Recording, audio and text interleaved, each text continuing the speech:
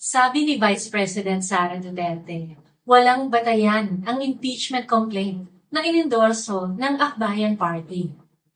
Funny, for something she insists has no merit, it rattled her enough to release a video message.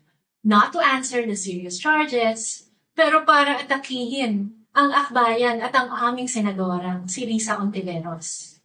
She even called the complaint harassment. How can something she insists is baseless harass her? Ano ba talaga, ate? Her video doesn't project confidence. Nangangamoy takot na tinatago sa bravado. Paano ba naman siyang hindi matatakot? The prospect of Congress impeaching her grows more real by the day. Simple lang naman ang hinihingi sa kanya. Ipaliwanag ang pagwaldas ng pera ng bayan.